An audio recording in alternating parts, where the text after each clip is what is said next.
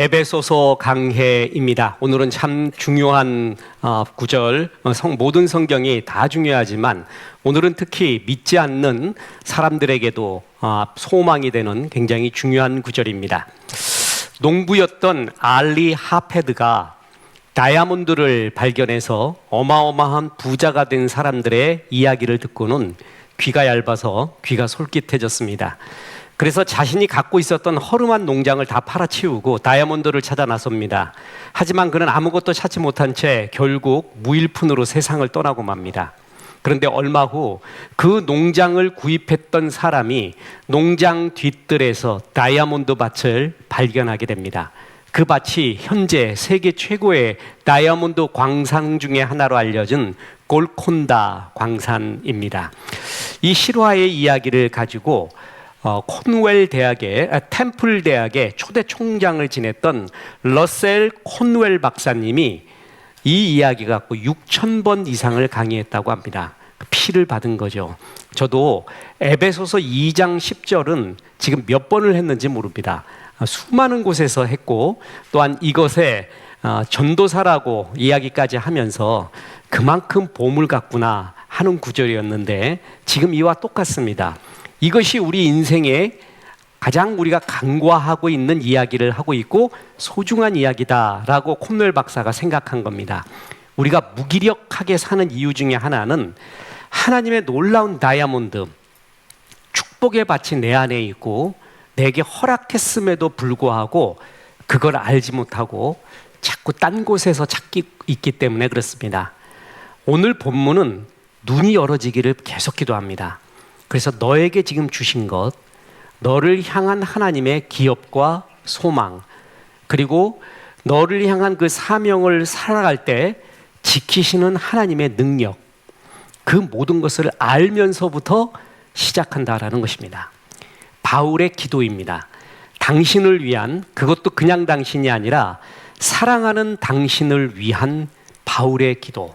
에베소 교인들에게 또한 우리 성도들에게 바울이 간절히 기도한다고 그랬어요. 자, 이로 말미암아 주 예수 안에서 너희 믿음과 모든 성도를 향한 사랑을 나도 듣고 내가 기도할 때에 기억하며 너희로 말미암아 감사하기를 그치지 아니하였다. 그래서 이제 우리 주 예수 그리스도의 하나님 영광의 아버지께서 지혜와 계시의 영을 너희에게 주사 하나님을 알게 하기를 중보기도를 합니다. 자, 첫 번째 기도가 뭐냐면 하나님을 알게 하옵소서라는 거예요. 자, 이 안다, 성경에서 안다라는 것은 전부 경험적인 알미라고 말했죠. 히브리어에서 뭐라고요? 야다, 야하게 다한다. 외우기도 쉽다 그랬죠. 부부가 남편을 알죠. 아내를 압니다. 객관적으로 보는 거하고는 부부 생활에서 실질적으로 경험해서 아는 것은 진짜 아는 것이죠. 그죠? 너희는 하나님을 그렇게 알아라 라고 말합니다. 소크라테스는 너 자신을 알라고 했습니다. 근데 하나님은 하나님을 알라고 말합니다. 왜냐하면 하나님을 제대로 알 때 내가 누구인지를 그제서야 알기 때문에 그렇습니다. 이게 인본주의 인문학자들과 성경이 다른 결정적인 차이점 중에 하나입니다. 인본주의 인문학자들은 끝없이 세상과 내가 누군지를 계속 나를 알아가려고 하는데 성경은 하나님을 알아가면 알아갈수록 너를 안다라는 것입니다. 자, 창세기에 종류대로라는 구절이 굉장히 많이 나온다고 이야기했습니다. 천지 창조를 하셨을 때 1장 11절에서 12절 보면 하나님이 이르시되 땅은 풀과 씨 맺는 채소와 각기 종류대로 씨 가진 열매 맺는 나무를 내라 하시니 그대로 되어 땅이 풀과 각기 종류대로 씨 맺는 채소와 각기 종류대로 씨 가진 열매 맺는 나무를 내니 하나님 보시기에 좋았더라. 21절에 보면 하나님이 큰 바다 짐승들과 물에서 번성하여 움직이는 모든 생물을 그 종류대로 날개 있는 모든 새를 그 종류대로 창조하시니 하나님이 보시기에 좋았더라. 그러니까 창세기의 창조의 법칙 중에 하나가 뭐냐면 그 종류대로 만들었다라는 것입니다. 자, 끝없이 반복되고 있죠. 또 24, 25절에 봐도 하나님이 이르시되 땅은 생물을 그 종류대로 내되 가축과 기는 것과 땅의 짐승을 종류대로 내라 하시니 그대로 되니라. 하나님이 땅의 짐승을 그 종류대로, 가축을 그 종류대로, 땅에 기는 모든 것을 그 종류대로 만드시니 와야르키토브, 하나님 보시기에 좋았더라. 그 종류대로라는 의미가 신학에서 크게 세 가지의 의미가 있습니다. 여러 의미가 있지만 그 중에 하나가 뭐냐 하면은 그 모습 그대로라는 것입니다. 사자는 사자같이, 독수리는 독수리같이, 수박은 수박같이 만들었어요. 근데 왜 이 구절을 말했냐 하면 사람만큼은 그 종류대로 만들지 않았다라는 것을 강조하기 위해서 이 구절을 만든 겁니다. 자, 사람을 만드시되, 하나님이 사람을 만드시되 그 종류대로 만들었다라고 말하지 않았습니다. 사람 만들 때는 어떻게 만들었다? 창세기 1장 26절에 하나님이 이르시되 우리의 형상을 따라 우리의 모양대로 우리가 사람을 만들고, 그러니까 아주 쉽게 말하겠습니다. 사자는 사자같이 만들었는데 사람은 사람같이 안 만들고, 사람은 뭐같이 만들었다고요? 하나님같이 만들었습니다. 그래서 하나님을 깊이 알수록 나를 알게 되는 것입니다. 왜냐하면 내가 뭐같이 만들어졌어요? 하나님의 형상과 모양. 이것은 설명하려면 굉장히 깁니다. 어찌됐든 하나님의 모습대로 우리가 만들어졌기 때문에 하나님을 많이 알수록 나를 알게 된다는 겁니다. 인본주의 인문학자들의 책에 보면은 나에 대한 이야기가 이만큼 나와요. 근데 종교개혁자 존 칼빈, 장로교를 창시했죠. 존 칼빈이 조직신학을 썼습니다. 그래서 이만큼 인간론, 신론, 그리스도론, 구원론, 성령론, 교회론 뭐 이런 거를 쭉 썼어요. 마귀론 뭐 이런 거요. 그죠? 그게 조직신학이란 말이에요. 그런데 그 가운데서 인간론만큼은 이렇게 얇아요. 인간론이. 그러니까 조직신학의 여러 분야 중에 인간론만큼 요만큼만 적어요. 왜 그런 줄 아십니까? 하나님을 많이 알면 신론, 기독론 이 두 가지를 깊이 알면 인간은 저절로 안다는 거예요. 왜냐하면 나는 하나님같이 만들어졌기 때문에 그렇습니다. 하나님을 깊이 알면 알수록 내가 누구이며 나를 향한 하나님의 뜻이 무엇인지를 깊이 깨닫게 됩니다. 이게 굉장히 중요합니다. 그래서 하나님을 잘 알아가야 돼요. 그래서 하나님이 나를 향한 사랑과 사명을 깨달아가게 되는 것입니다. 자, 그래서 바울 사도가 제일 먼저 한 게 뭐냐면 우리를 위해 중보기도합니다. 사랑하는 에베소 교인들을 위하여 이게 중보기도를 하는 거예요. 근데 어떻게 말했냐 하면은 지혜와 계시의 영을 아버지께서 너희에게 주사 하나님을 알게 하옵소서, 깊이 알아가게 하옵소서. 우리가 때때로 아내하고 남편하고 자식놈하고 그렇게 오래 살아도 말이에요, 때때로 정말 새로운 걸 발견할 때가 있어요. 얘가 이런 생각을 했는가? 이런 생각을 했는가? 얘가 여러분의 성도님들의 자녀들하고 이게 상담을 할 때가 있습니다. 그러면 그렇구나 하고 이제 느껴져요. 근데 부모가 같이 와요. 부모가 같이 와서 성도의 자녀하고 대화를 할 때 보면 부모님이 깜짝 놀라는 경우가 있어요. 얘가 이런 생각을 하고 있었는가? 이런 마음을 품고 있었는가? 차마 부모 앞에서 말 못했는데 목사님을 매개로 해갖고 같이 말하는 거죠. 우리가 다 알 수 없습니다. 그런데 사랑이 뭐냐 하면 깊이 알아가는 과정이에요. 내 아내를, 남편을. 그리고 하나님을 깊이 아는 게 신앙이거든요. 알아갈수록 자유가 임해요. 그리고 내가 누구인지를 알아가는 거예요. 그래서 성경 공부를 하는 것이고, 성도라면은 하나님이 내가 누구이고 너를 향한 뜻이 뭐라는 것을 정확하게 기록한 신구약 성경 전체를 끝없이 봐야 되는 거예요. 그래서 그 매뉴얼을 봐야지만이 내가 누군지를 알게 됩니다. 그죠? 그러니까 매뉴얼 모르고 복잡한 기계일수록 매뉴얼 모르면 절대 안 됩니다. 우리를 만든 매뉴얼, 어떻게 해야 최고의 작동을 하고 어떻게 역사를 하는지 아는 거는 그때 뭐예요? 최고의 매뉴얼인 성경을 알아야 돼요. 하나님을 잘 알아가라. 거기서부터 내 삶이 시작이 된다. 그러면서 또 기도를 하는데 너희 마음의 눈을 밝히사 그의 부르심의 소망. 하나님을 잘 알아라. 두 번째, 부르심의 소망이 무엇이며 성도 안에서 그 기업의 영광의 풍성함. 이게 무엇인지 알기를 원한다. 여기부터 또 시작한다라는 겁니다. 자, 부르심의 소망. 부르심이라는 게 뭐냐면 클래시스, 불러냈다. 에클레시아, 그게 교회의 뜻이거든요. 세상으로부터 불러냈다. 부르다, 클래시스인데 동사는 클레오입니다. 제가 헬라어 이거를 또 헤브리어 원어를 할 때는 조금 걱정이 됐는데 한번 우리 성도님들이 좀 힘들어하고 괴로워하지 않을까. 왜냐하면 신학교 공부할 때 그 최고 봉 신학생들이 넘기가 어려운 게 뭐냐면 히브리어 헬라어입니다. 이거 넘기가 진짜 어려워요. 그래서 그 한 학기 동안 1년 내내 그것만 하는 경우도 있어서 또 이거 원어 강독한다 그러면 아무도 안 옵니다.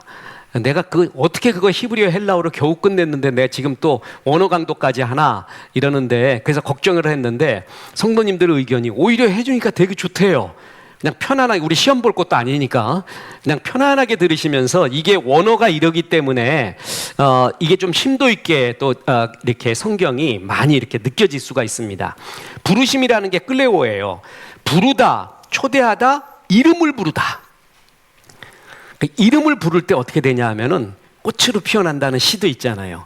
그 전에는 몸짓에 불과했는데 내가 그의 이름을 불러줄 때 그는 나에게로 다가와 꽃이 되었다. 김춘수님의 우리나라 최고의 명시, 제일 좋아하는 명시, 꽃 중에 한 부분이잖아요.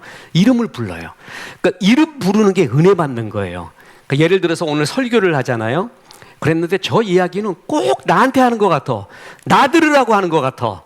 그게 문 밖에 서서 두드리노니 내 이름을 부르고 있는 중이에요. 거기에 응답을 하느냐 안 하느냐, 그게 중요하거든요. 그게 콜링, 부르심, 클레오라는 뜻입니다.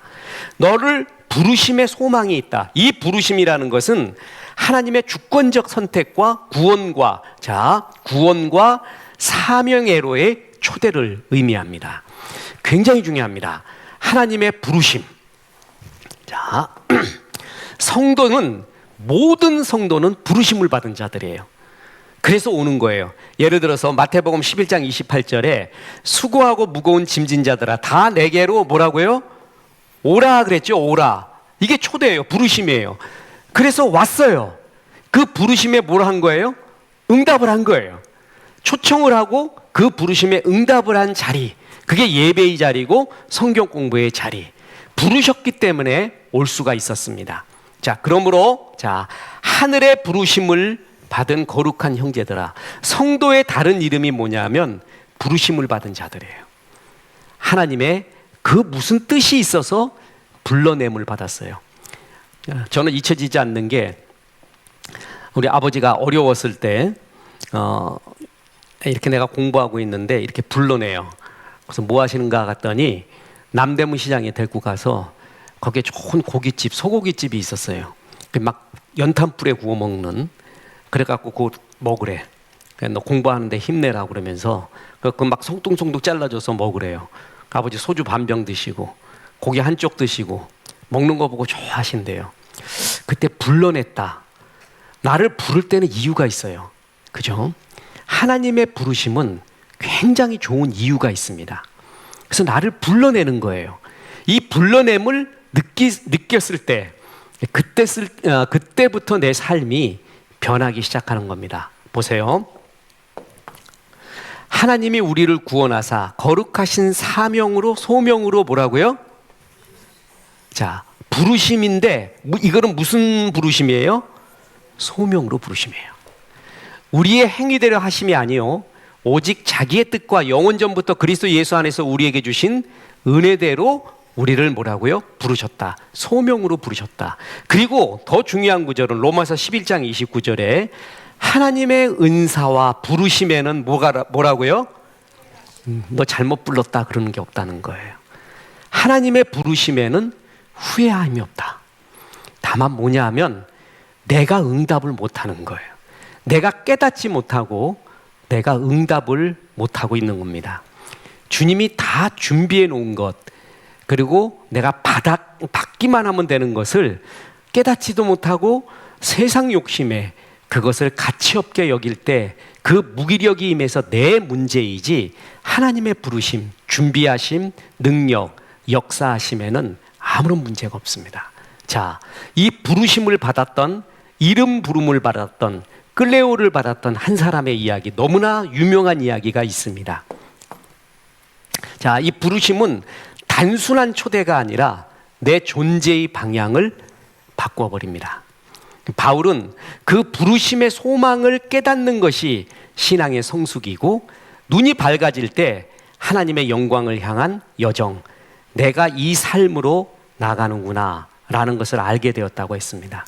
자, 설교 시간에 수없이 반복하고 있었던 나 우물쭈물 하다가 이렇게 될 줄 알았다. 우물쭈물 하다가 그냥 자빠져 죽는 게 대부분입니다. 그죠? 그런데 부르심의 소망을 알고 달려갔던 사람, 대부분은 강물에 건불 흘러내려가듯이, 널빤지 흘러내려가듯이 세월의 흐름에 그냥 달려 이렇게 가는 거예요. 그런데 널빤지보다 더 작지만 그 강물을 거슬러 가는 놈이 하나 있습니다. 송사리, 생명이 있는 놈은 다릅니다. 그러니까 너희는 그대로 흘러가지 말고 하나님이 너를 부르신 부르심의 소망대로 너는 역류해서 가기도 하고 타고 가기도 하고 달리 살라는 거예요. 하나님을 깊이 알다. 자, 기도를 어떻게 했어요? 하나님을 알고 플러스 부르심의 소망을 알고, 이렇게 기도를 하고 있거든요. 하나님, 다시 말하지만 하나님을 알면 알수록 나를 부르신 부르심의 소망이 보이기 시작합니다. 하나님은 보여주시는 하나님, 말씀하시는 하나님이거든요. 그래서 부르심의 소망을 알면서부터 타오르는데, 보십시오. 그 유명한 삭개오의 이야기입니다. 예수께서 그곳에 이르사 쳐다보시고 이르시되, 삭개오야, 뭐라고요? 속히 내려오라. 내가 오늘 내 집에 유하여야겠다. 이게 뭐예요? 이게 끌래요. 이게 부르심이라는 거예요. 부르심. 이름을 불렀죠. 그것도 이름을 불렀어요. 그냥 저기 있는 사람이라고 안 하고, 나를 보신 적도 없는데 하나님이, 예수님이 삭개오의 이름을 불러줍니다. 삭개오야, 내려와라. 그랬더니 보세요. 급히 내려와 즐거워하며 영접하거늘 뭇사람이 보고 수군거려 이르되, 저가 죄인의 집에 유하러 들어가셨다 하였더라. 그의 지금 모습은 뭐죠? 죄인의 모습. 모든 사람들이 그렇게 여기고 있는 그 사람. 그러니까 이것은 하나님의 부르심에는 뭐가 없다고요? 후회하심이 없대요. 삭개오를 부른 걸 후회하시지 않아요. 바리새인과 서기관들은 왜 그런 사람들하고 놉니까? 왜 삭개오 같은 사람, 죄인과 거리의 여인, 이런 사람들하고 놉니까? 우리하고 놉시다. 그때 유명하게 얘기한 게 누가복음 15장에 잃어버린 양, 잃어버린 드라크마, 잃어버린 탕자 이야기가 거기 나오는 거예요. 그게 배경이 그렇거든요. 자, 여기서 죄인 같은 사람, 그러니까 나 같은 사람도 불렀다. 유하러 들어갔도다 하더라. 삭개오가 서서 주께 여짜오되, 주여 보시옵소서, 내 소유의 절반을 가난한 자들에게 주겠사오며 만일 누구의 것을 속여 빼앗은 일이 있으면 네 갑절이나 갚겠나이다. 예수님 만난 다음에 스스로 변한 겁니다. 자, 보세요. 삭개오가 제일 중요시 여기던 게 뭐냐면 돈이었습니다. 죄인이라고 다 수군거리고 조그맣다고 멸시당하고 세리라고 멸시당하고 매국노라 체향함을 받고, 그런 가운데 내가 나를 버틸 수 있는 자존감은 돈밖에 없었습니다. 그래서 죽으라고 그걸 잡고 있는 거예요. 저는 이 장면에서 중요한 게 뭐냐면, 그가 제일 소중히 여겼던 것 이상의 것을 보았다는 겁니다. 이게 정말 신앙에서 기적이라고 봅니다. 설교 시간에 수없이 금반지, 구리반지 빼는 법에 대해서 말했죠. 구리반지 죽어도 안 빼. 근데 뭘 보면 빼지냐 하면, 금반지 볼 때 금반지 준다 그러면 그걸 뺍니다. 아직도 내가 잡고 있는 게 있거든요. 전에 제가 목회 처음 할 때는 그런 사람들이 왜 저렇게 저 정도 신앙 성숙이 되면, 신앙 경륜이 되면은 저거는 버려야 되는데 왜 못 버릴까 하고 막 그렇게 생각을 했는데요. 지금 생각해 보면 이제 이해가 갑니다. 아직 믿음이 없구나. 아직 큰 것을 못 본 거예요. 그러니까 금을 보지 못했기 때문에 구리에 집착을 하는 겁니다.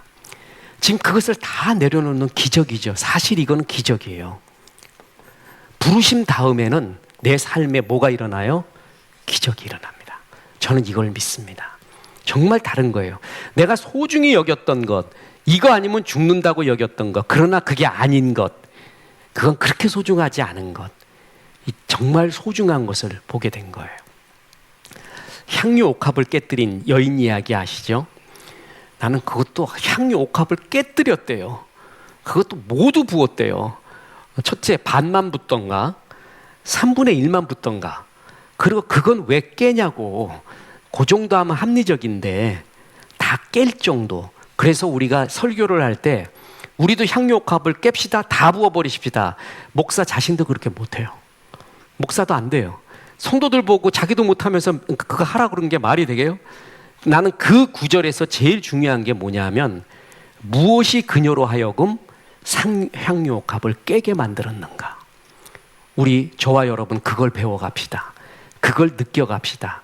무엇이 삭개로 하여금 이런 고백을 하게 만들었는가. 이런 고백을 하기 전 사건이 있었습니다. 그게 주님의 뭐라고요?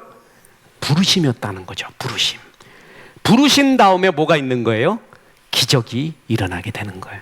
그리고 주님의 부르심에는 뭐가 없다? 후회하심이 없다. 우리를 불렀어요. 초청하고 불렀어요. 그런 거에 후회가 없다. 삭개오도 변화가 됐는데 너도 변화되고 주의 나라 속에 충만한 존재가 될 것이다. 주님의 부르심에는 후회가 없다. 저 이 구절이 그렇게 좋더라고요. 예수 영접하고 난 다음에 주님의 부르심, 예수 믿게 된 나를 부르신 거기에 후회가 없대. 그래, 주님의 그 마음에 맞게 살아야지. 자, 그래서 너를 불렀다라는 것을 잘 알아라. 자, 그런데 부르심은 두 가지예요. 크게. 하나는 안식을 위한 부르심이에요. 수고하고 무거운 짐진 자들아 다 내게로 뭐라고요? 오라. 이게 부르심이죠. 부르심. 내가 너를 뭐하게 하리라? 그래요. 이거부터예요. 누림과 나눔이에요.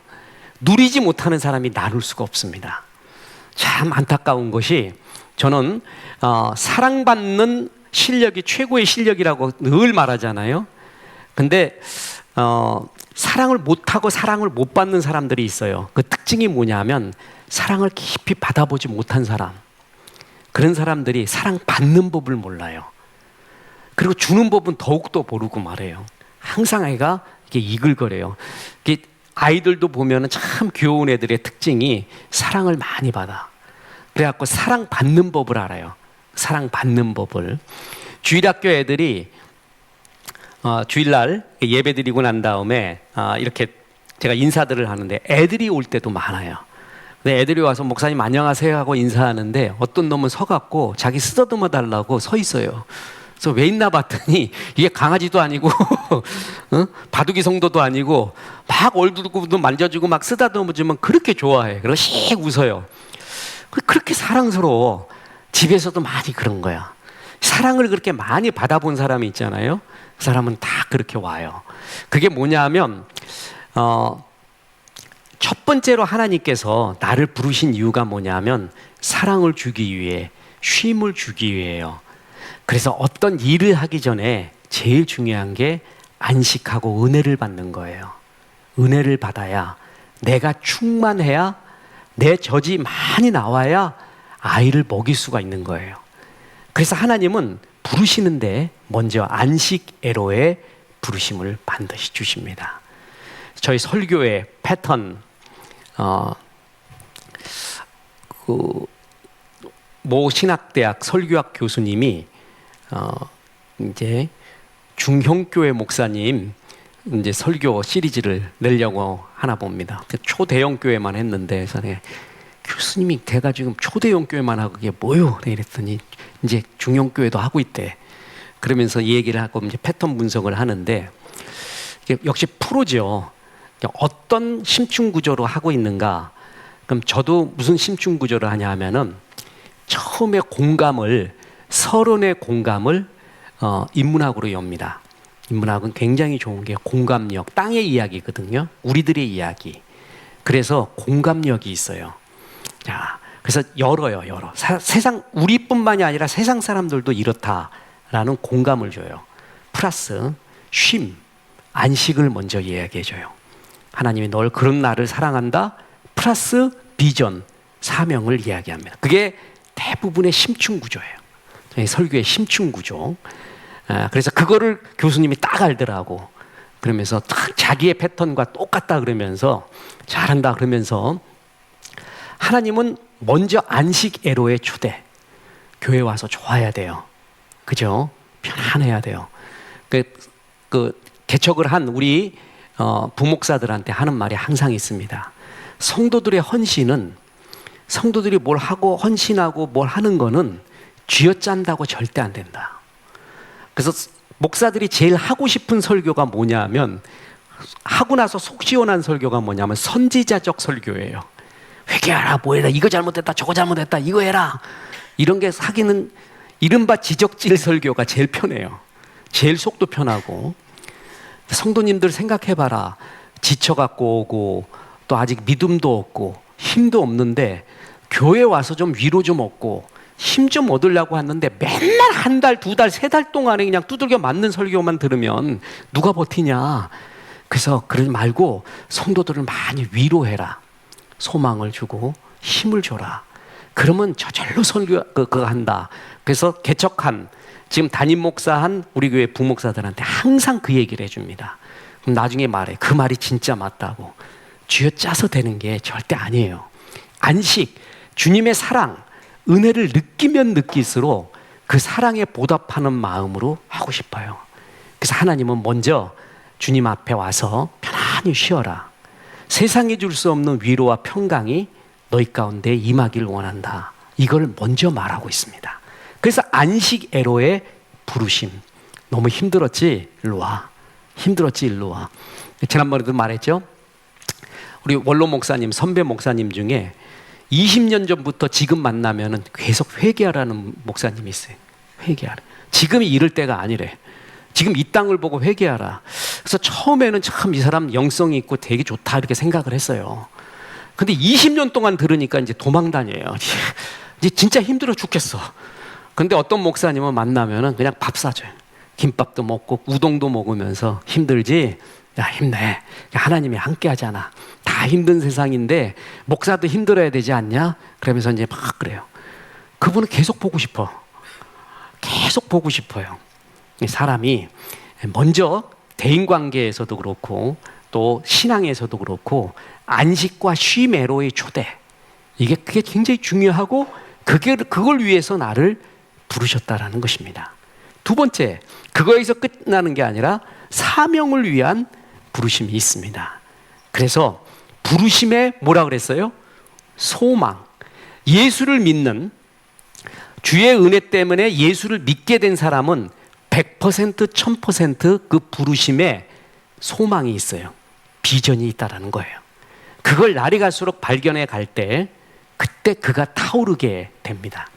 저는 꼭 한 사람 또 소개해주고 싶은 사람이 있는데 그 사람이 칼 힐티입니다. 이 사람은 스위스의 사상가이자 법률가예요. 이 사람의 행복론, 잠 못 이루는 밤을 위하여 정말 주옥 같은 저서를 썼는데 성경을 기초로 해서 현세적, 실천적 윤리를 제공하고 있는 아주 좋은 사람이에요. 칼 힐티. 그래서 이 사람 거 번역이 되거나 책 나오면 무조건 읽고 그만큼 성경을 기본으로 해서 현실을 해석하는 사람인데 그 사람이 잠 못 이루는 밤을 위하여 거기에 이런 구절이 나옵니다. 어떤 사람의 생애에서 최대의 날이라 함은 그 사람의 역사적 사명, 즉 하나님이 이 세상에서 그를 사용하시고자 하는 목적을 뚜렷하게 알고 지금까지 그가 인도되어 온 모든 길이 그것으로 통하고 있음을 깨달은 날을 말한다. 정말 멋진 말 아니에요? 인생 최대의 날이 뭐냐면 나를 향한 하나님의 뜻. 그걸 발견하고 이제껏 이걸 위해서 나를 인도해 왔구나 라는 것을 깨닫는 그날. 그게 최고의 날이라는 거예요. 정말 멋진 날이지 않습니까? 그죠? 저는 어떨 때 초등학교 진짜 그때부터 책은 정말 좋아했습니다. 남의 집 가면 아무튼 남의 집에 책이 뭐가 있나가 제일 중요했어요. 그래서 그거 기어코 읽고 와야 돼요. 그리고 빌려주면 그렇게 좋았어요. 그거 보고 상상하고 우리 동네, 옆 동네, 앞 동네, 뒷 동네 할 거 없이 만화방을 다 섭렵을 해서 그거 보고 읽고 그렇게 즐거워하고 왜 그랬는지 모르겠어요. 왜 그랬는지. 그게 하나님 주신 마음이죠.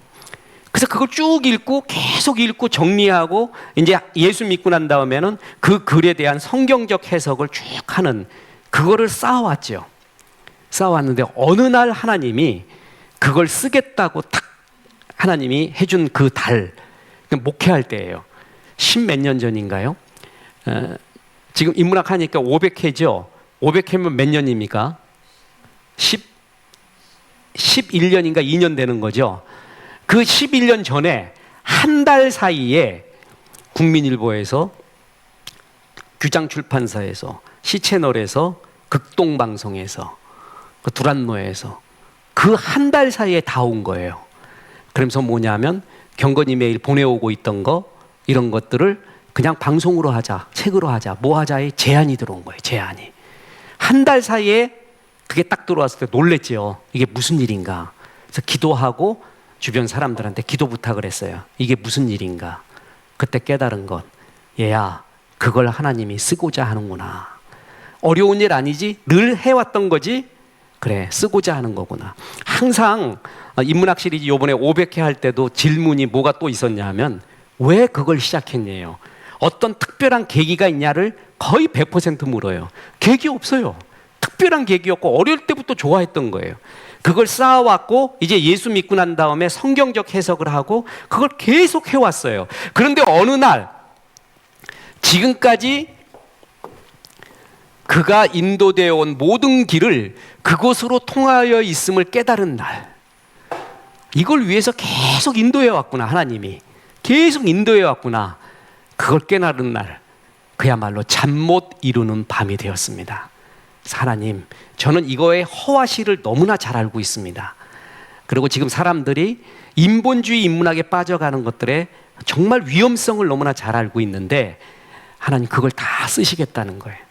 그래가지고 너무 감사한 날, 뭘 깨달은 날? 부르심의 사명을 깨달은 날, 그때가 타오릅니다. 매튜 폭스라는 경건신학자, 게으름에 대한 유일한 처방은, 치유책은 부지런하자라는 결심이 아니다. 게으름에 대한 유일한 처방은 내 안에 불꽃을 발견하는 것이다. Finding the fire within. 내 안에 불꽃. 그게 뭐죠? 당신 안에 있는 불꽃. 그게 부르심의 소망이에요. 그러면 그때부터 말도 못하게 타오르게 됩니다.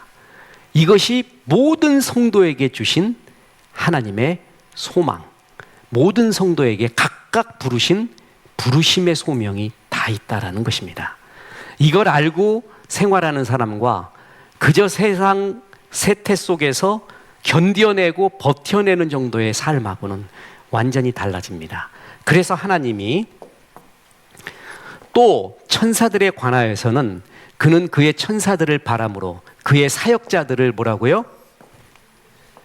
불꽃으로 삼으시느니라. 이런 소명이 분명한 사람이 있습니다. 그 사역자 보잖아요. 그러면 뜨거워요. 시간이 지나도 뜨거워요. 저는 목사님들, 동기 목사님들이나 동료 목사님들이 이렇게 만나서 제일 좋은 거 2가지가 있는데 그들이 대표 기도하는 거, 그리고 그들이 찬송하는 게 그렇게 좋아요. 요번에도 갑돼지 가가지고 우리 이제 안수 목사님, 지방의 안수 목사님들 몇 모여가지고 자 오늘은 이제 이 목사가 기도해 여기 축복도 해주고 그러고 기도를 하는데, 야 진짜 담임 목사의 경륜에서 나오는 그 기도 있잖아요. 그게 진짜 눈물겨워요. 그렇게 좋아요. 뜨겁고. 그리고 아직도 이 사람이 그 가운데 그런 불꽃이 있구나. 이 불꽃이 있구나. 사역자들에게 불꽃을 느끼는 게 굉장히 중요해요. 이 불꽃이 없는 게 뭐냐면 맛을 잃었다 그러거든요. 맛을 잃으면 사람들한테 뭐 한다? 밟힌다 그랬어요. 밟힌다. 진짜 아무것도 아니구나 그러고 밟혀버린대요. 사역자는 맛을 잃으면 안 되고 불꽃을 잃으면 안 돼요. 부르심의 소망이 확실하고 그 길을 달려갈 때 말도 못하는 불꽃이 계속 그의 삶을 추적하고 있다는 거예요. 그런데 이것은 사역자뿐만이 아니라 뭐냐면 주님의 부르심을 받은 모든 성도가 이런 불꽃 같은 삶을 살아가기를 원하는 거예요. 그래서 바울이 보세요. 그 삶을 부르심의 소망을 달려갔잖아요. 그래서 사도행전 20장 24절에 내가 달려갈 길, 주 예수께 받은 사명, 이게 부르심의 소망이에요. 부르심의 소망. 소망, 사명. 그리고 그것을 곧 뭐라고요? 알고 있었다는 거죠. 자기의 소망은 하나님의 은혜의 복음을 증언하는 일이었다. 정확하게 알고 있는 거예요.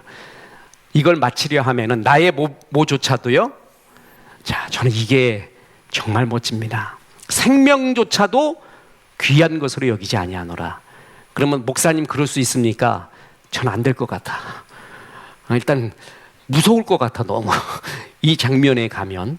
그런데 무슨 소망이 있냐면 이런 고백을 할 수 있었던 은혜가 뭡니까? 나도 그 은혜 더 받으면 나도 할 수 있을 것 같습니다. 항상 그 얘기예요. 무엇 때문에 향유옥합을 다 깹니까? 삭개오, 무엇 때문에 내가 네게 토색한 것이 있으면 4배나 갚고 또 안 그래도 되는데 내 소유의 절반을 가난한 자에게 나눠주겠다는 도대체 무슨 일이 일어났기 때문에 그런 일이 있습니까? 나도 그 은혜를 주옵소서.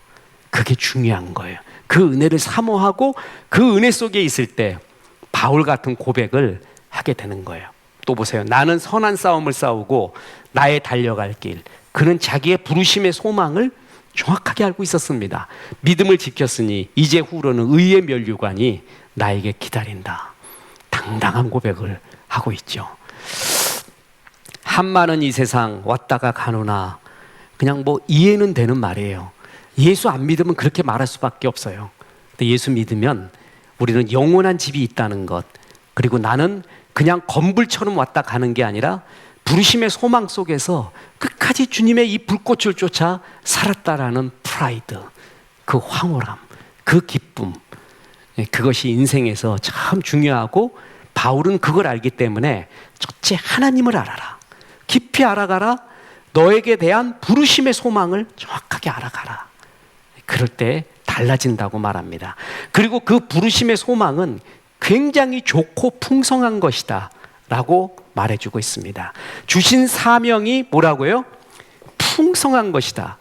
너희 마음의 눈을 밝히사 그의 부르심의 소망이 무엇이며 성도 안에서 그 기업의 영광의 풍성함, 그냥 쉽게 말해서 너에게 부르심의 소망이 굉장히 풍성하다 이렇게 생각하면 됩니다.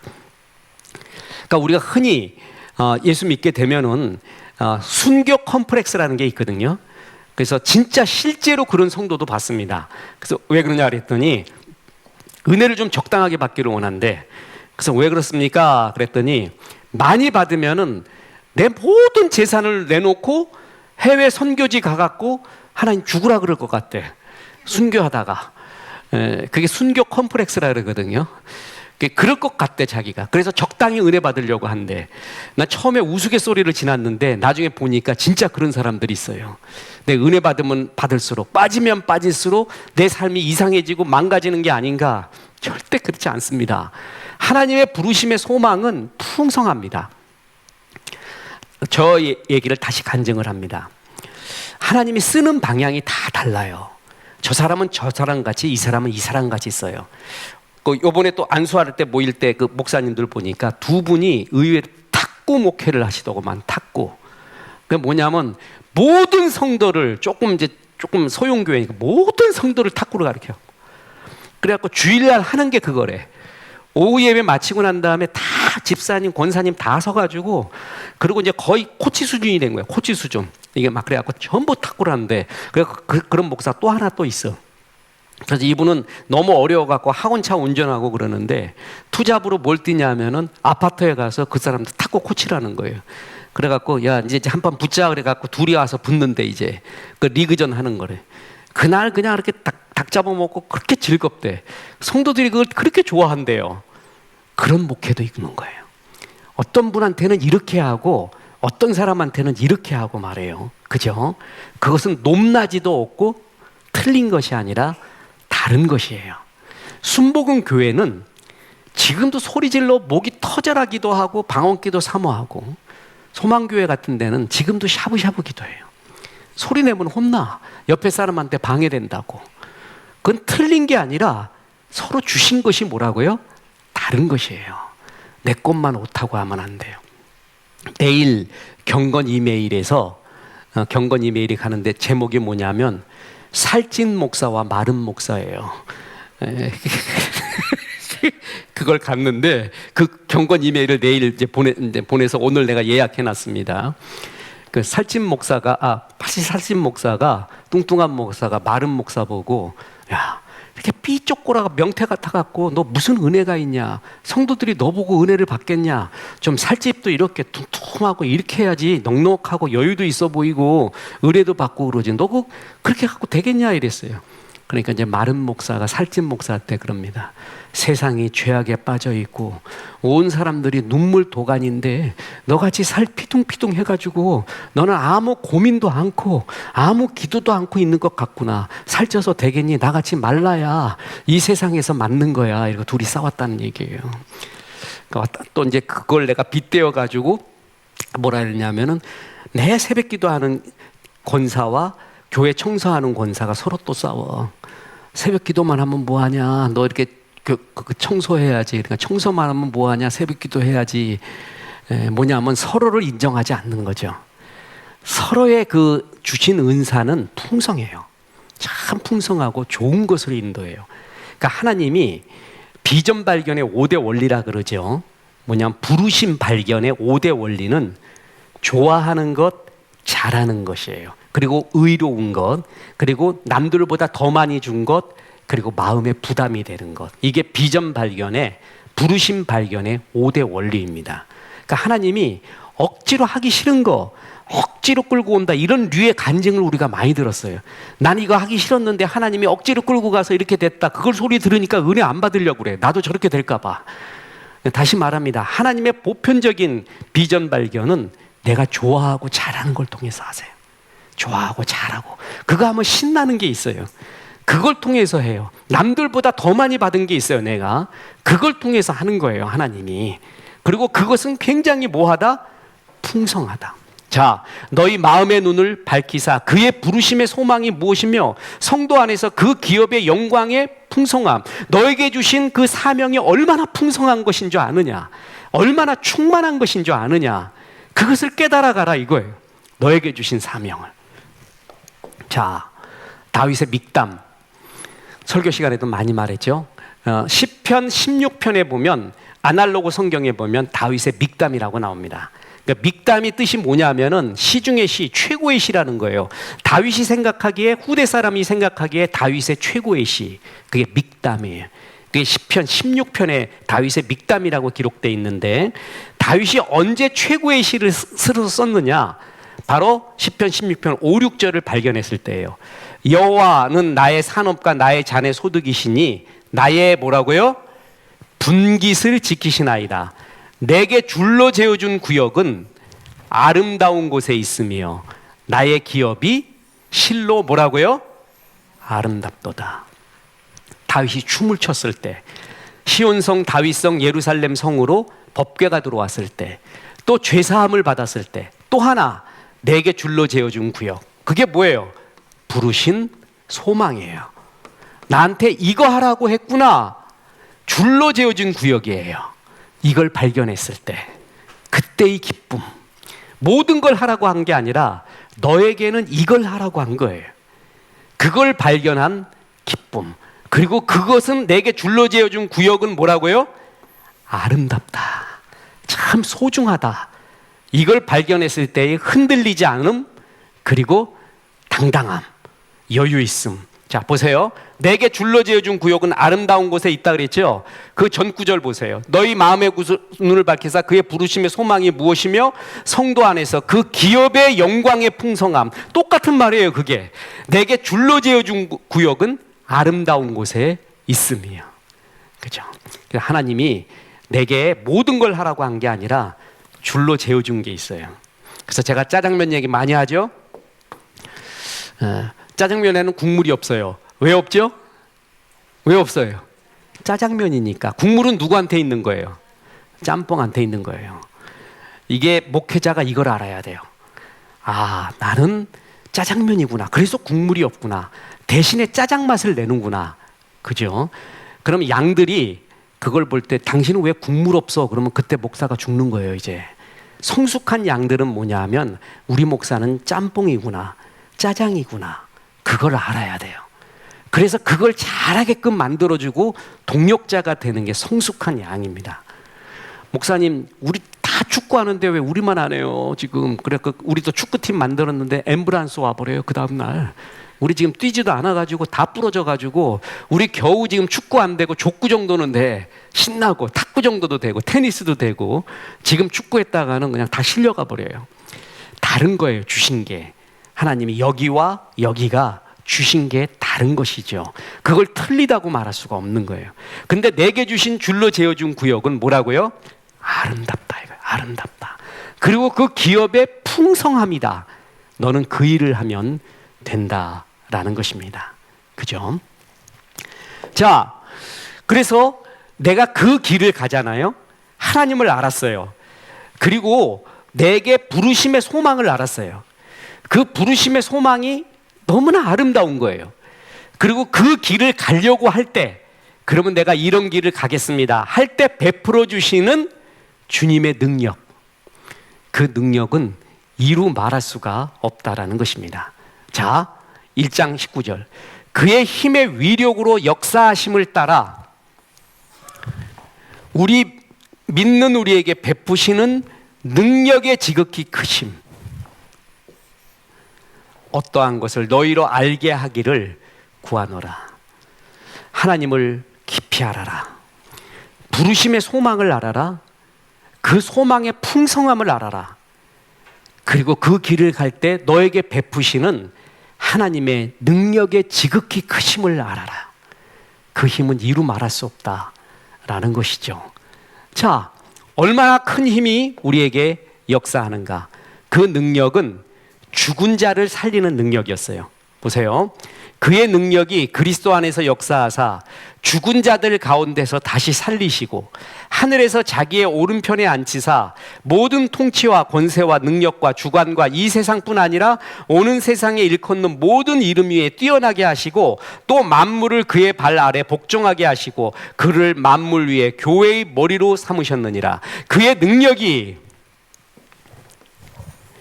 그리스도 안에서 역사하는 죽은 자들 가운데서 다시 뭐라고요? 살릴 뿐만이 아니라 하늘에서 자기 오른편에 앉히시는 능력. 그 능력이 믿는 우리에게, 주의 길을 가는 우리에게 지금 함께하고 있다라는 것입니다. 자, 보세요. 이것을 주십시오가 아니라 이미 뭐라고요? 그 능력이 함께하고 있다라는 것이에요. 우리는 평생 이런 걸 달라고 기도합니다. 알리 하페드처럼 하나님이 우리에게 주신 다이아몬드를 깨닫지 못하고 그냥 다른 곳에서 계속 그걸 찾아요. 그 능력을. 근데 이미 주셨다라는 거예요. 이미 주셨다. 자, 우리 올해 교회의 표어가 성숙이에요.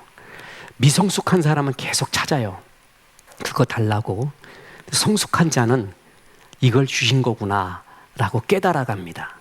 알아갑니다. 이미 주신 거예요. 그 능력은 죽은 자를 살리는 능력이 너와 지금 함께하고 있다. 그래서 보세요. 로마서 8장 26절에 보면 이런 구절이 나옵니다. 성령도 우리의 연약함을 뭐라고요? 도우시고 있다 그랬죠? 죄송합니다. 이게 또 헬라어로 봐야 좀 이게 느낌이 와요. 호사우토스 데 카이 토 푸뉴마 쉰안티 람바네 타이 헤몬테 아스테네이아. 이게 여기서 중요한 게 뭐냐면 도우신다라는 구절이에요. 이게 쉰, 안티, 람바네타이아 이 세 가지가 합쳐졌습니다. C는 뭐냐면은 with, 뭐뭐와 함께라는 뜻이고요. 안티는 들어봤죠? 안티, 반대쪽으로, 내가 할 수 없는 반대쪽으로 람바네타이, 번쩍 들어올려 옮긴다, 이 뜻이에요. 자, 들어보세요. 나는 들 수가 없는 거야. 내가 힘이 없어갖고 지금 이 길로 가면 안 돼요. 이것은 나의 힘이 아니에요. 이게 이쪽으로 와야 돼요. 그래야 내 삶이 풀려요. 그리고 역사가 일어나요. 근데 안 돼요. 나이 들수록 안 되는 거 아시죠? 나이 들수록 배워가는 게 뭐예요? 내 힘으로 되는 게 아니구나. 진짜 그거를 겸손하게 배워가잖아요. 전에는 성실하고 노력하면은 안 되는 일 없단다. 노력하면은, 이게 젊을 때는 그 노래로서 가능해요. 근데 나이 들어갈수록 좋은 게 뭐냐 하면은 겸손해져요. 그게 안 된다는 걸 알아요. 그죠? 이 편으로 옮길 수 없어요. 그걸 해줄 수 있는 능력, 하나님밖에 없다는 거예요. 쉰 안티 람바노바, 람바네타이.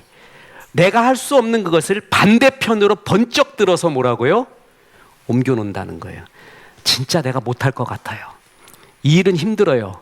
그래서 포기하거나 아니면 고개 숙이고 있거나, 그러나 반드시 돼야 될 그 일, 성령님이 그것을 도와주신다. 하나님이 우리와 함께하는 능력은 죽은 자를 살리는 능력이에요. 그리고 하늘로 올리는 능력이에요. 세상에 어떤 힘이 죽음으로 가고 지옥으로 가고 있는 것을 번쩍 들어다가 천국으로 옮기고 위로 올려버리는 그런 힘을 가지고 있는 이 세상에 어떤 힘이 어디 있습니까?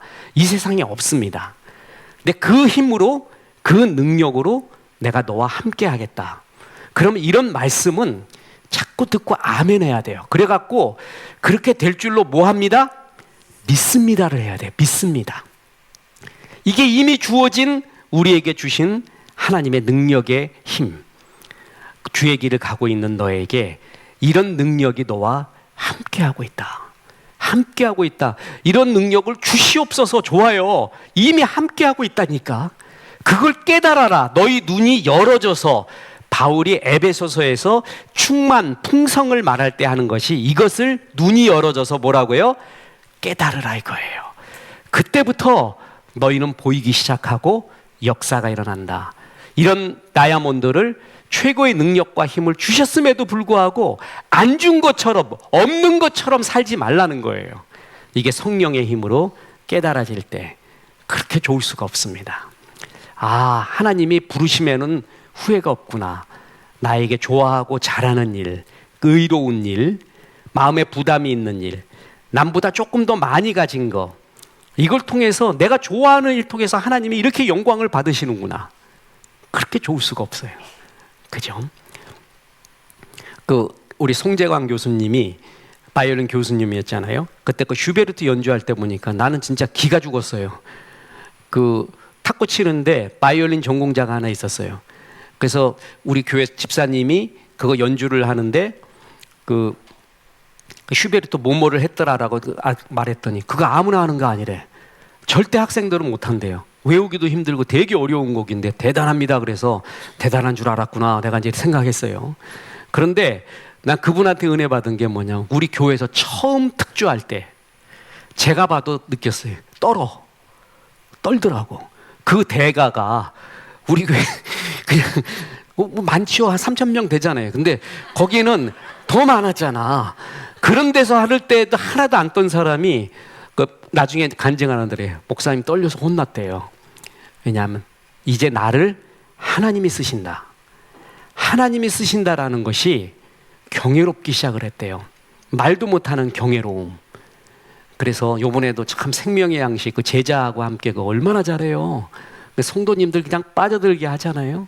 그러면서 집사님 그거 하나님께 이제 다 드리며 사십시오. 후반전에. 그러니까 맞대.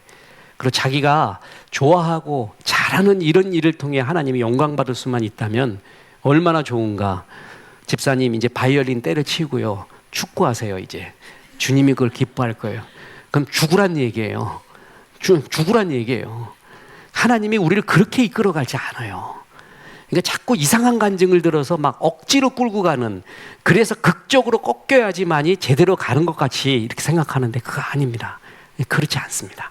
내가 좋아하고 잘해왔던 거, 남들보다 더 많이 받은 거, 그리고 그 길을 하나님께 드린다고 이야기할 때 하나님이 이런 능력으로 내가 너와 함께하고 있다는 것, 내 분량만큼. 그 능력은 다른 것이 범할 수 없다는 거예요. 들어보세요. 죽은 자를 살리죠. 그리고 살릴 뿐만 아니라 그를 고양시켜서 하늘에 오르게 해요. 그죠? 그 정도의 힘. 그리고 보세요. 내 힘으로 될 수 없는 것을 반대편으로 번쩍 들어 올려서 내가 정말 이 길로 가야 되는데 내 스스로 못 가는 것을 들어 올려가지고 그걸로 옮겨 넣어버려요. 그죠? 이 정도의 힘은 이 세상의 어떤 영적인 세력이 그걸 못합니다. 하나님만이 하십니다. 옛날에 박수무당도 지금도 있습니다. 사람들이 무당 점쟁이한테 빠져드는 이유 중에 하나가 조그만 진짜 기적도 일으킵니다. 나중에 빠져들면 이제 올인할 때 다 죽여버리는 거죠. 그게 마귀의 짓이거든요. 거기에 빠져드는 거예요. 그런데 바리새인과 서기관들, 구약의 많은 선지자들, 율법 박사들은 알았습니다. 이거만큼은 메시아가 하는 거야. 이거 두 개만큼은. 이건 메시아만 할 수 있지 잡다한 점쟁이들과 박수들이 못해라는 두 가지가 있었어요. 죽은 자를 살리는 것, 완전히 맹인을 눈뜨게 하는 것. 이거는 메시아의 표징이라는 것을 옛날부터 바리새인들은 알고 있었어요. 그때 바리새인 앞에서 두 가지를 행합니다. 죽은 자, 대표적인 사람이 누구죠? 나사로. 일부러 완전히 죽게끔 만들었잖아요. 살짝 죽었으면 이게 기절했는데 일어났다 할 수도 있잖아요. 완전히 죽어 창수가 날 정도, 그 정도의 사람 기다렸다가 그를 살려냅니다. 그리고 완전히 맹인, 그러니까 토탈리 블라인더죠. 그런 사람을 살리잖아요. 바리새인이 그걸 인정하기가 싫었어요. 그래서 그 맹인된 자에게 협박을 하죠. 너 원래 조금 보이던 거 아니야? 조금 보였던 거 아니야? 그래서 이 사람한테 협박이 안 되니까 뭐예요? 그 부모한테 찾아가죠. 그러니까 부모는 인생을 좀 먹었어요. 그래서 이 사람들이 협박하는 의미를 알아요. 그래서 뭐냐면 책임을 자기 아들한테 다시 돌립니다. 아들한테 다시 물어보라고. 아들이 아니다. 나 분명히 완전히 못 봤는데 지금 보게 됐다. 그래서 출교를 당하게 되죠. 그 맹인이. 그만큼 메시아의 능력을 확실하게, 하나님의 능력을 보여줬음에도 안 믿었어요. 자, 다시 말하지만 왜 그 얘기를 하냐면 하나님만이 할 수 있는 게 죽은 자를 살리고 완전히 맹인을 뜨게 하는 거예요. 이 능력은 세상의 어떤 영적 세력도 안 돼요. 그 능력이 지금 우리와 함께하고 있다. 그러니 만약에 가게에 흐르는 저주가 있거나 무당 점쟁이가 또한 박수가 우리 집에 저주를 내렸거나 너한테 뭐가 쓰였거나 이런 말에 절대 빠지지 마세요. 그것도 세력이라고 여깁시다. 그게 죄와 사망의 세력, 죄와 사망의 법이에요. 그게 있다고 칩시다. 백말양보해갖고 그 세력을 이 세력과는 비교할 수 없는 거예요. 이 능력과는, 이 하나님의 능력과는 비교할 수가 없는 거예요. 거기에서는 우리 완전히 자유로워야 돼요. 그건 정말 뒤도 돌아보지 말아야 돼요. 근데 한국의 성도도 리더들까지도 너무 이런 거에 매여버리는 거예요. 매여 있어요. 이게 악의 영에 매여 있는데, 다시 말하지만 악의 영의 세력이 아무리 세도요, 죽은 자를 살리지는 못해요. 그리고 그 살린 자를 하늘에 올릴 수도 없는 거예요. 그리고 이 반대편으로 이 힘을 옮길 수도 없는 거예요. 그 능력이 지금 우리와 함께하고 있다는 거죠. 그러니까 어떤 영적인 세력의 힘도 이 세력에게는 비교할 수가 없습니다. 그래서 절대 그런 거에 넘어가지 마십시오. 마음도 쓰지 마시고 주변 사람들한테 그런 게 있다면 그냥 간단히 말해서 그래요. 그래, 점쟁이의 힘도 있고 어두움의 힘도 있는데 우리는 생명의 성령의 법이라는 게 있는데 그 힘이 더 세. 최고의 힘이야. 그것만 말해 주십시오. 그 능력이 지금 우리와 뭐라고요? 함께 하고 있다. 요한복음 10장 29절. 그들을 주신 내 아버지는 만물보다 크심에 아무도 아버지 손에서 빼앗을 수 없느니라. 만물보다 뭐라고요? 개역 한글에서는 만유, 세상에 존재하는 모든 것보다 아버지가 크세요. 그 능력이 크신 거예요. 아무도 뺏을 수가 없습니다. 이것을 마음에 품어라. 나는 이런 운명일 것 같아. 나는 이런 운명으로 갈 것 같아. 우리 아버지도 그랬고 우리 친척도 그랬고 우리 집은 비명 행사도 많고 항상 하는 것마다 넘어지고 그럴 것 같아. 그게 뭐예요? 어둠의 생각이에요. 그 생각이 날 끌고 가는 거예요. 그리고 그걸 벗어나기가 진짜 어려워요. 내 힘으로. 근데 성령의 힘으로 뭐라고요? 그 힘보다 더 강한 힘. 죽은 자를 살리시고 살린 자를 하늘에 올리시는 그 힘이, 능력의 크심이 무엇인지 알기를 원하노라. 자, 들어보세요. 그 지극히 크신 능력이 달라고 기도하기를 원한다가 아니라 그 능력이 크심이 함께하고 있는 것을 뭐라고요? 알기를 원한다. 전부 이미 주어진 것입니다. 그래서 주어진 것을 잘 깨닫고 달려가야 된다라는 것입니다. 자, 근데 아주 중요한 게 뭐냐면 우리가 17, 18절에서 우리 주 예수 그리스도의 하나님 영광의 아버지께서 지혜와 뭐라고요? 계시의 영을 너희에게 뭐하다? 주사 하나님을 알게 하라 그랬죠. 근데 어떻게 해야 알게 되냐면은 줘야지 아는 거예요. 두 번째로 보세요. 너희 마음의 눈을 뭐하사? 밝혀야지만이 부르심의 소망이 깨달아져요. 그리고 그 부르심의 소망이 얼마나 풍성하다라는 것을 깨달을 수 있는 것은 전부 이것은 수동태로 되어 있습니다. 우리의 개인적인 노력이 아니라 성령이 주셔야 되는 것이에요. 주권이 누구에게 있어요? 하나님에게 있습니다. 지혜와 계시의 영을 주사 너희 마음의 눈을 뭐라고요? 밝히사. 하나님이 열어줘야 됩니다. 사람이 열어갈 수 있다고 생각하는 게 인본주의 인문학입니다. 자기 눈이 밝아져서 사람이 열어갈 수 있다고 여기는 거예요. 저는 유튜브 보다가 정말 저 사람 좀 데리고 와서 꼴밤 좀 쳐야겠다. 하나님과 기독교를 아주 우습게 자기가 재단을 하는 사람들이 있어요. 믿는 사람은 이래서 그렇고 뭐가 어쩌고. 야, 성경 보고 하나님만 고민하면서 30년, 40년, 50년, 60년 살아온 사람이 있는데 특히 젊은 사람이 기독교는 어떻고 뭐는 어떻고라고 완전 재단하고 있는 사람을 봐요. 그것도 사람들은 그걸 갖고 또 열광을 해요. 그걸 볼 때 진짜 꿀밤 때리고 싶더라고.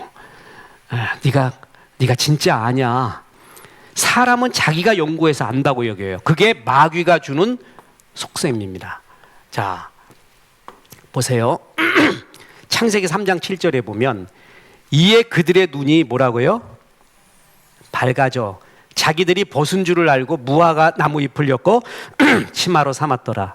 악한 마귀가 인간에게 준 선악과를 먹으면 얼마나 좋은 줄 알아? 라고 유혹한 것 중에 하나가 뭐냐면 눈이 밝아진다 그랬어요. 눈이 밝아진다라는 것은 구약 성경의 표현으로 하나님만이 하는 전지전능을 의미합니다. 그러니까 선악을 완전히 구별할 수 있는 그 전지전능성을 말할 때 눈이 밝아졌다고 표현하거든요. 그런데 선악과 먹은 인간들은 자기 스스로 전지한 줄을 알고 있습니다. 지금 하나님이 열어주지 않으면 보일 수도 없는 그런 우리 연약한 인간인데 인간 스스로는 눈이 밝아진 줄로 알고 있습니다. 이게 최고의 교만이고 제일 불쌍한 것이죠. 진짜 불쌍합니다. 그죠? 뭐 유명한 스님, 정통파 스님은 아닌데 대중법회를 많이 하는 스님, 그 스님이 천국과 지옥 또 이런 믿는 기독교에 대해서 말할 때 한번 좀 데리고 오고 싶더라고요. 나하고 얘기 좀 해봅시다. 나하고도 한번 해봅시다. 또 옛날에 그 유명한 사람이 있었죠. 내가 흉내도 많이 냈던 사람. 진짜 같이 좀 얘기해 봅시다. 당신 정말 하나님을 아는가? 그러면서 눈이 열어지지 않았는데 자기 스스로가 열어졌다고 믿고 있는 것입니다. 착각하고 있는 것이죠. 자, 다시 보겠습니다. 우리 주 예수 그리스도의 하나님, 우리 주 예수 그리스도의 하나님 영광의 아버지께서 지혜와 계시의 영을 너희에게 뭐라고요? 주사. 그래야 하나님을 알고요, 너희 마음의 눈을 밝혀야 부르심의 소망이 보이게 되는 거예요. 주도권이 하나님께 있어요. 삭개오야 하고 예수님이 불렀지요. 삭개오는 예수님을 찾았어요. 뽕나무에. 자, 들어보세요. 예수님이 불렀어요. 주권이 주님에게 있었어요. 내 책임은, 내가 해야 될 일은 뭐예요? 열망을 내서 뽕나무까지 올라간 거예요. 대중 속에 파묻히지 않고 어찌할까 하고 뽕나무로 올라가죠. 그리고 예수님이 불렀더니 그에 뭘 했어요? 응답을 한 거예요. 이게 인간의 책임이에요. 그 주권, 부르심 보여주고 열어주는 것은 하나님께 있습니다. 그런데 그 자리를 열망해야 됩니다. 사모해야 합니다. 플러스 그렇게 부어줬을 때 응답을 해야 됩니다. 내가 여기 있나이다 하면서 말해요. 그죠? 자, 하나님이 열어줘야지만이 보입니다. 그래서 구원의 과정은 다시 하나님께로 눈이 열리는 과정이라는 것입니다. 예수님이 요한복음 9장에서 맹인의 눈을 뜨게 했죠. 그게 단순한 기적이 아니라 영적인 눈을 여시는 상징이었습니다. 요한복음 9장 39절에 예수께서 이르시되 내가 심판하러 이 세상에 왔으니 보지 못하는 자들을 보게 하고, 자, 보지 못하는 자들은 보게 하고 보는 자들은 맹인이 되게 하려 함이라. 자, 비꼬는 거죠. 자기가 뭐라고요? 본다고 여기는 사람들, 지금 보고 있다고 여기는 자들은 맹인 되게 하고, 내가 보지 못한다는 자들, 그 자들에게는 눈을 열어주겠다. 자, 보지 못하는 자들, 이게 뭐예요? 의원이 필요한 자들이에요. 그리고 이 사람들은 의원이 필요 없는 자들, 나는 의원으로서 내 의원이 필요한 자들에게 왔다 그랬죠. 겸손한 자, 하나님이 열어주셔야 됩니다, 하나님 도와주십시오 하는 자들은 보게 할 것이고, 자기가 보고 있다라고 이야기하는 자들에게 맹인되게 하리라. 그러니까 바리새인이 이 말 듣고 뭐라는 줄 아세요? 우리도 맹인인가? 또 이런 소리 하고 앉았어요. 말라기 백성들의 말과 똑같은 말을 합니다. 자, 이렇듯 하나님이 열어주셔야 되는데 사람들은 착각해서 다 보고 있다고 생각해요. 자, 이거 보면은 우리 예수 안 믿는 남편 이해가 좀 되십니까? 자긴 다 알아. 나는 내가 지금 하나님께 와서도 잘 모르고 기도하는데 자기 믿지 않는 남편은 하나님에 대해, 교회에 대해서 이미 다 알고 있는 듯하게 말해요. 이미 자기가 보고 있다고 착각을 하는 거예요. 불쌍한 것이죠. 하나님이 다시 그의 눈을 열어주셔야 돼요. 성령 안에서 거듭나는 순간에 그의 하나님을 향한 눈이 열어지게 됩니다. 이어령 교수님이 그 얘기를 했습니다. 자기도 잘 보고 있는 줄 알았대. 기독교에 대해서, 하나님에 대해서. 근데 딸 이미나 그걸 계기로 해서 자기의 철저한 연약함과 인문학의 철저한 한계를 알고 난 다음부터, 그때부터 하나님을 세례받고 영접하고 난 다음에 보는 하나님의 세계는 또 완전히 다른 세계더라는 거예요. 전에는 자기가 볼 줄 안다고 생각을 했었대요. 근데 그게 아니었다라는 것이죠. 그죠?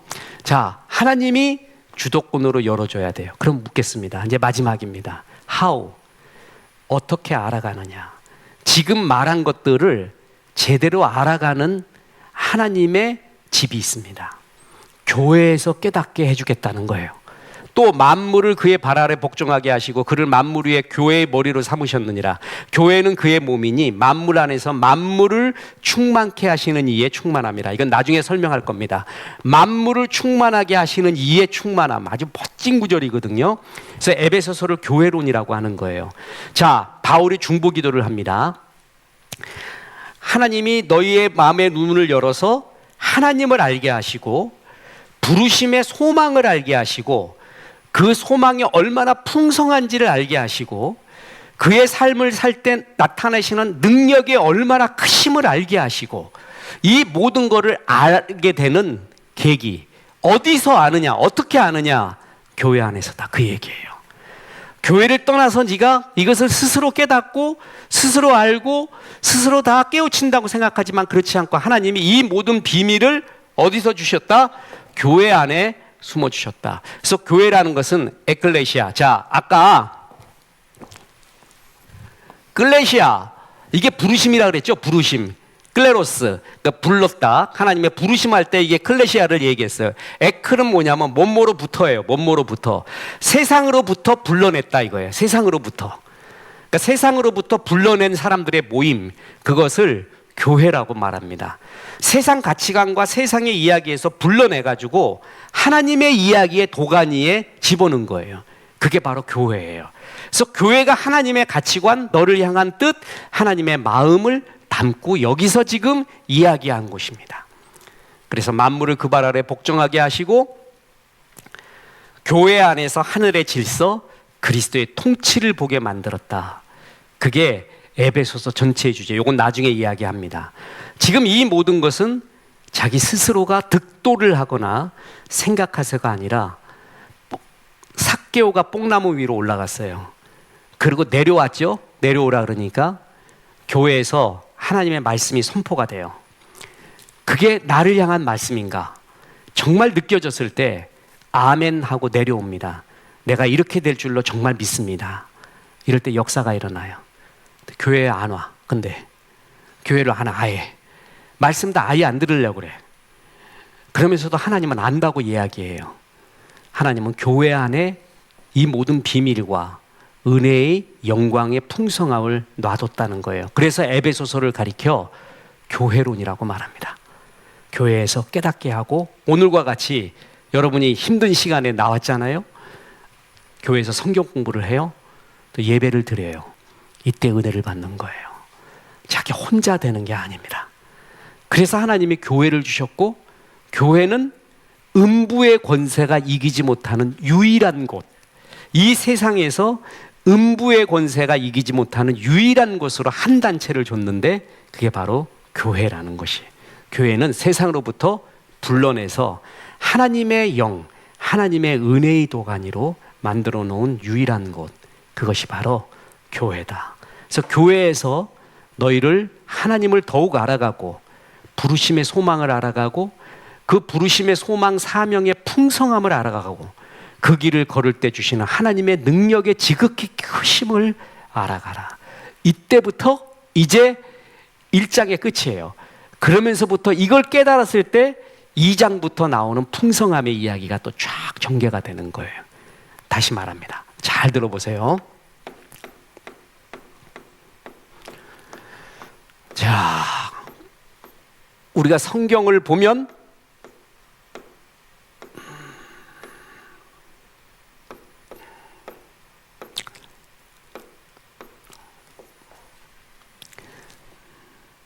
내가 기도할 때마다 너희를 기록하며 감사하기를 그치지 아니하고 우리 주 하나님 영광의 아버지께 지혜와 계시의 영을 너희에게 주사 하나님을 알게 하시고 너희 마음의 눈을 밝히사 그의 부르심의 소망이 무엇이며, 자 들어보세요.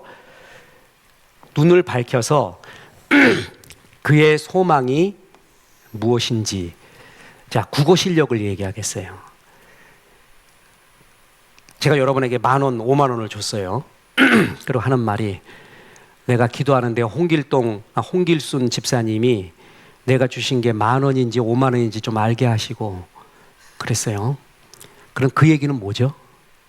이미 주셨다라는 것입니다.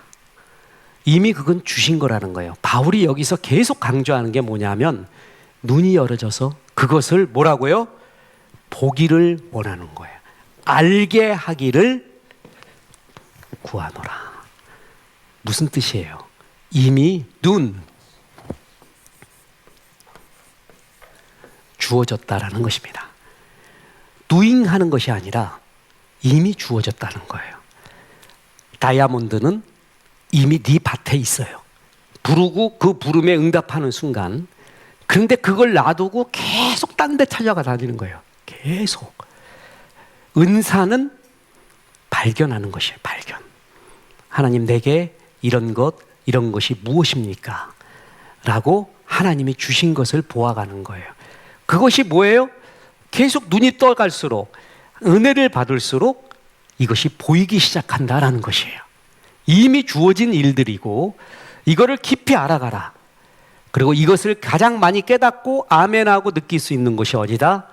교회다. 교회만큼은 아직도 부족하지만 세상 가치관이 아닌 하나님의 생각과 가치관, 마음이 흐르는 곳이다. 이곳에서 점점 더 알아간다는 것입니다. 그래서 은혜 받았다는 게 뭐냐면 바로 이런 걸 깨달아 간다는 거예요.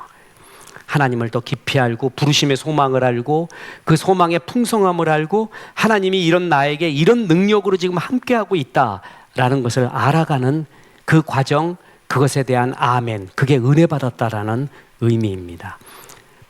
오늘 에베소서는 성도들이 이 모습의 아멘을 할 때 얼마나 충만 풍성한 삶을 기다리고 있는지 계속 말해주고 있습니다. 그래서 에베소서 2장에서는 이제 죄와 허물로 죽었었던 너희를 하나님이 다시 살리셨대요. 그 은혜부터 시작을 해서 지금 너라는 존재가 뭐고 그 부르심의 소망이 뭔가를 또 구체적으로 이끌어 나가고, 오늘이 바로 에베소서 전체의 기관차 구절입니다.